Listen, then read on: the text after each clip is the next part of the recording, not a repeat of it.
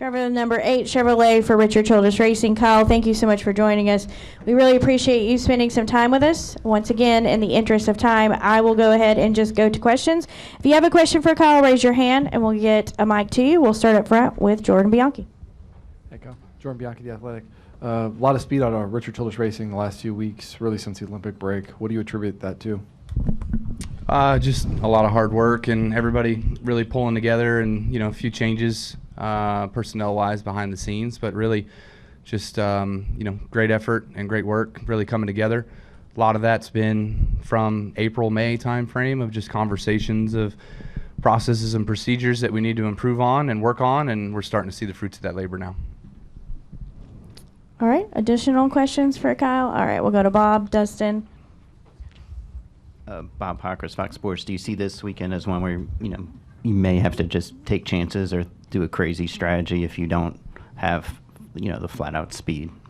Yes and no. I don't know that you can really get a whole lot done here because of all the fall off and tire wear and things like that. I don't.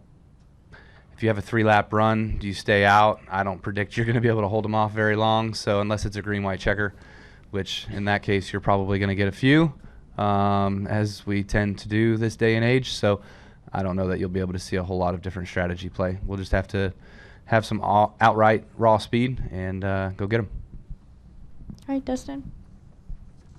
Dustin Long, NBC Sports. Kyle, does Parker Retzlaff owe you or anybody at your organization either an explanation or an apology for maybe not doing enough in other people's eyes last week for you?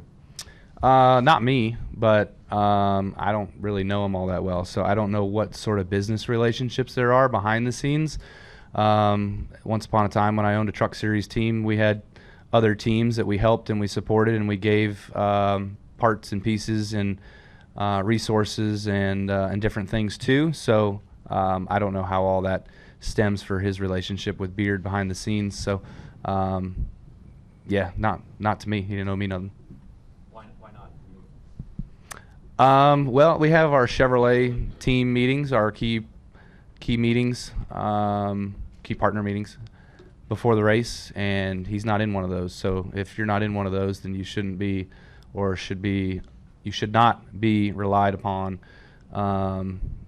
as a key partner to need to push and know the game that needs to be played. So that's how I look at it. All right, we'll go to, yes. Chris Weaver, Fox 8, High Point. Flashing forward a little bit to the start of next year, going to Bowman Gray for the Clash. Your boss man, Richard, has a long history there. It's where he got his start. I think he wheeled some races there. What do you think about going to Bowman Gray, such a historic place? Have you ever been over there? I have never been, no. I've never been on the premise.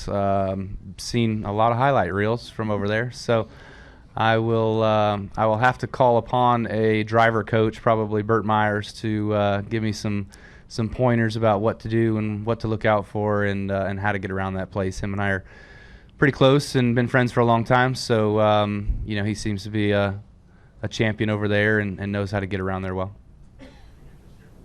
There you go. All right, we'll go to Mark. Mark Yarrow, PRN. Kyle, obviously you hope to win this weekend, make the playoff, but if you don't, do you feel better about being able to keep your consecutive season streak alive, given that you've had the speed, you've been knocking on the door? Do you feel more optimistic about that happening now between now and the end of the season? No, I mean, you want to go out there and contend every week, but getting wins is a whole different story. So for us to be able to capitalize on our good runs, like last week, we just missed and didn't execute well enough in those final moments to get the job done. So anything can happen. You got to live it out until the end, and we've got 11 more weeks to get it done. It would certainly be nice to get it done here in Darlington and put that story to rest, but also put ourselves in the playoffs and have a shot to continue to build on this momentum that we've had with RCR and our stuff getting better to take our Chevrolets far into the playoffs. All right, Pete. Pete Iacobelli, Associated Press. Kyle, you haven't been in this position on the outside of the playoffs at this point very often in your career. Have you dealt with any frustration? Has there been any frustration? How have you kind of kept your mindset moving forward to take advantage of every chance that you can? Yeah, I mean, the whole season's been frustrating. Every week it just kind of seems like, okay, what next? But that's something that we can't change. I mean, Chris Buescher just said it beforehand. You know, there's a lot of things and a lot of questions that we have for ourselves and answers that we might not be able to answer exactly right now as to how our year has gone. But that's in the past, and you know, you can use that as a distraction or a motivation tool. And you know, we'll look to try to make that as a motivation tool. We did not run well here in the past, but we don't come this race in the spring. We did not run well, but we don't come in this weekend holding our heads low and thinking that we're gonna not run well again. You know, we put our heads to the paper and tried to figure out why, and said we're gonna go there with the best piece we can and try to kick their butt and get a win. All right, we'll come out front to Mike and then to Reed.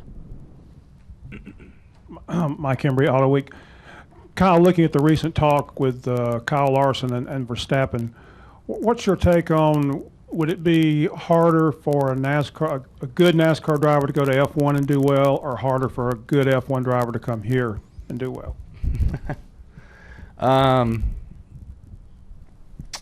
There once was a time when Lewis Hamilton and Kyle Busch were the dominant guys, and this conversation never happened. So I'm jealous, frankly.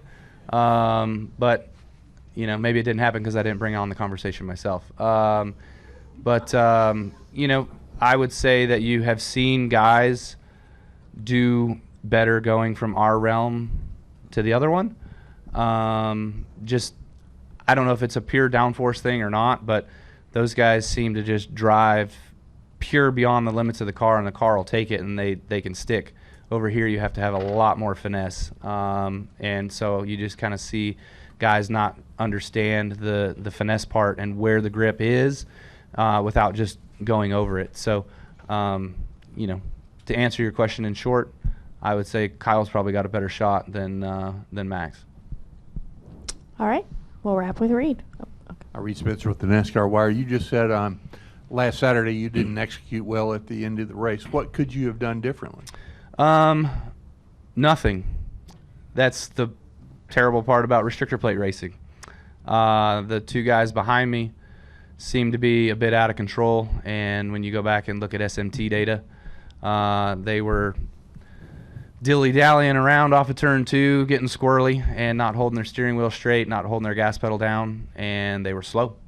And the guy that was on the outside with the run with Harrison and Parker, they were wide open, steering wheel straight, and they drove right by us. So I guess I was blamed for not pulling up in front of the 21 off of 2, but the runs were equal when I was watching and rewatching. When I was watching in my mirror and remembering it as it happened, the 20 was getting to me as fast as the 21 was getting to me, and when the 20 was bumping me, that's when the momentum of the outside with the 21 and the 62 took off, and if I would have turned to get in front of that, I would have wrecked. Like, there's no way in protecting that. So, yeah, I mean, unless I come off of turn 2 and just go to the middle and block the 21's lane, then who's to say that we don't get squirrely and the 20 goes right by us on the inside? I mean,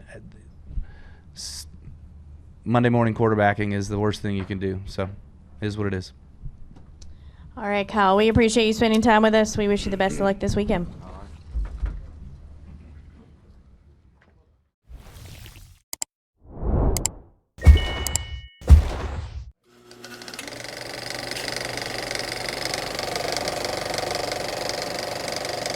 All right, there's the checkered flag. Great job, driver.